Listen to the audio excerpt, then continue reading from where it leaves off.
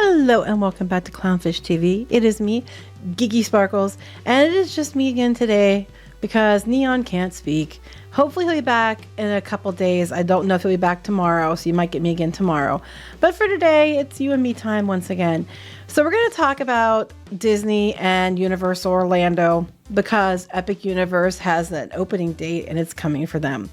Now, some of the news outlets out there like The Streeter are having headlines. Universal Studios unleashes Disney World killer. Disney is definitely going to take some hits when Universal opens Epic Universe. I have no doubt of this. However, it also might work to their advantage because a lot of people, they're going to save up and they're just going to come down. They're going to wait until Universal has Epic Universe open. They're going to come to Florida and to Orlando to go there. And while they're there, they might just hop over to Disney as well. So it might benefit them in some ways.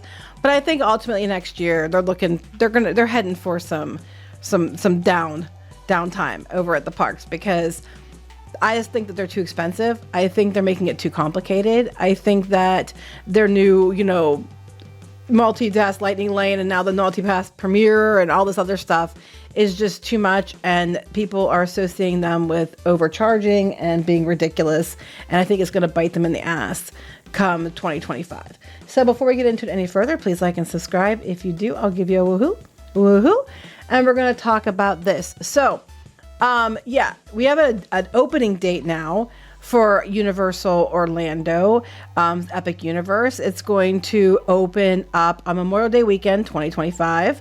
They have it, I think it's going to be the 22nd of May next year, I believe it is. Here's some pictures of the different things coming.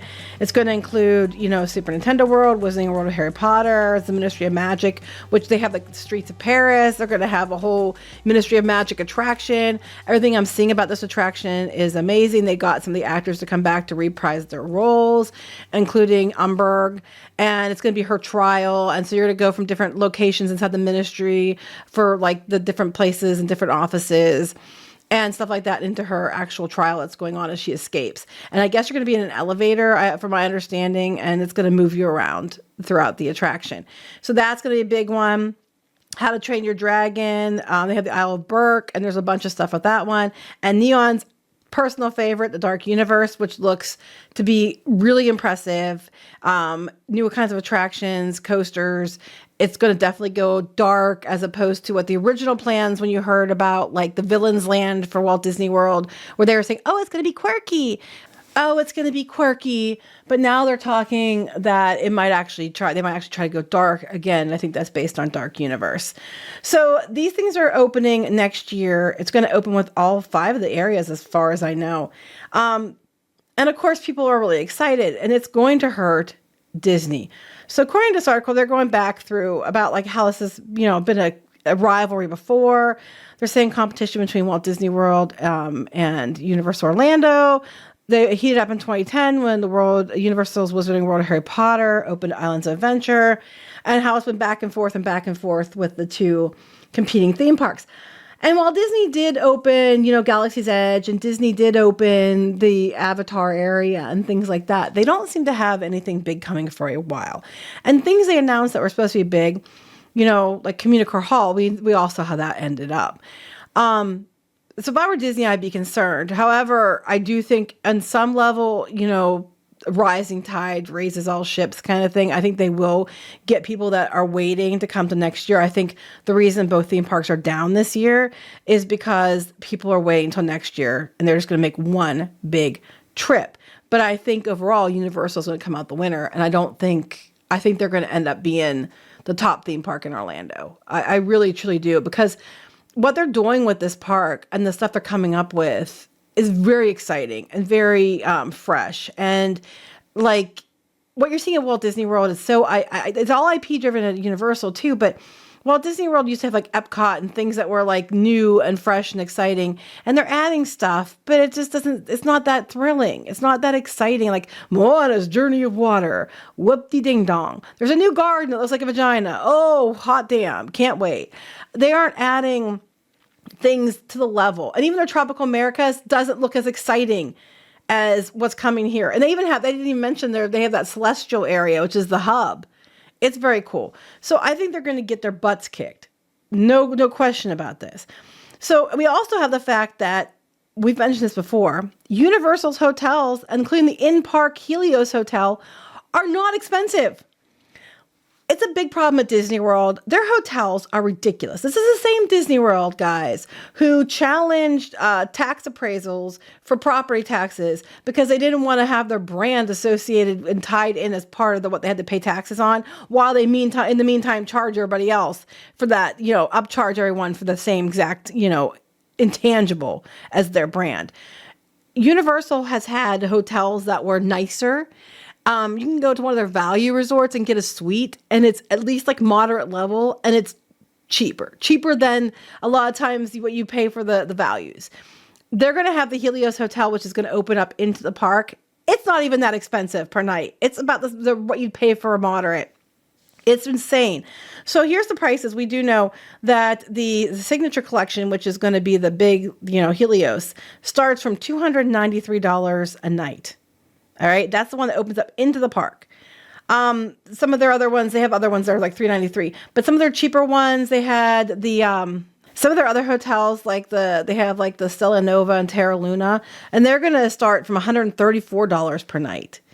That's based on a 7-night stay. So it's maybe a little less expensive the longer you stay, but they're definitely affordable, like much more affordable than you'll find at Disney.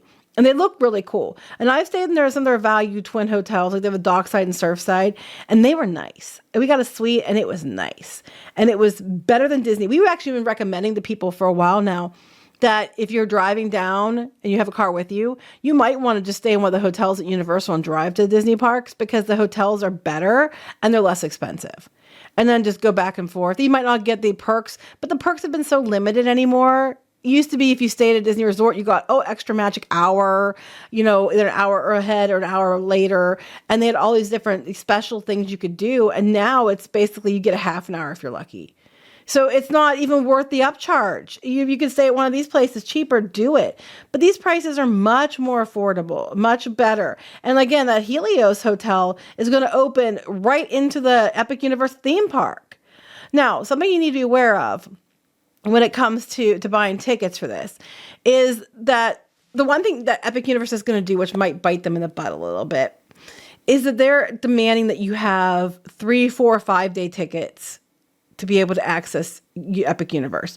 So you can get a 3-day pass that you can go to the different parks. That basically gives you 1 day at each park. And you get one of those days to go to Epic Universe. So you can't go to Epic Universe the whole time, every day on your trip. You have to buy a multi-day pass. And on that multi-day pass, 1 day, you can go to Epic Universe. And that's going to suck because unless they're going to offer like the express passes for that. And that's going to require you to make multiple trips down to the park. So it's smart, I guess, on some level. I think that's also going to irritate people, though, a bit. Hopefully it limits the crowds and it keeps the crowds more under control. I don't know how they're determining which day you use that. Everybody might decide the same day that they're going to use their 1 day to go there. So it's gonna be busy no matter what you do. And like I said, there's the Super Mario and Donkey Kong Land. Okay, there's that. There's a Celestial area, the whole Wizarding World, Dark Universe, How to Train Your Dragon. All these things everybody's going to be wanting to go to, and they're all going to be very busy. It's going to require multiple trips. If you were like a annual pass holder and you live in the area, it's probably going to be better for someone like that, because you'll be able to go and then maybe wait a while and get to go again. And you'll get to experience everything where most normal people might not get to do that. But I do think this is going to be a huge attraction for people to come to Orlando. I think it's going to kick Disney's ass. Do I think it's going to destroy Walt Disney World? No. I think, again, people are going to come down and they're going to be there anyway, so they're just going to do both at the same time. I know people have been saving.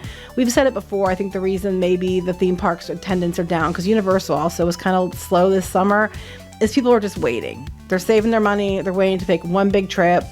I think it's going to help Disney. They might see an uptick. However, if it doesn't help that, it means the wait times will be better at Disney World. But I think most people are going to probably visit both. But Epic Universe is most likely going to come out the winner for 2025 and definitely by 2026. Because Disney World doesn't have anything big. Tropical America someday. The Cars area that could possibly be on hold.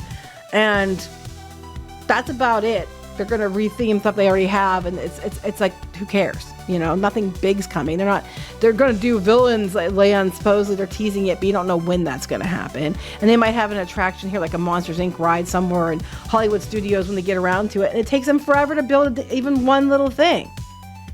So I don't know how this is going to play out, but I know Disney's going to have to get off their ass because they're going to get their butts kicked. So what do you think? Comment, let us know, and we'll talk to you later. Bye. Join the reef. Go to clownfish-.com. That's clownfish-.com. You will get exclusive access to podcasts and videos and comic strips and more, as well as merch discounts. Check it out. If you were a member, you could get this t-shirt, this dismal t-shirt on our website. You'd get a 10% discount on that. You can also join in the community on clownfish-.com. Thank you so much for the support.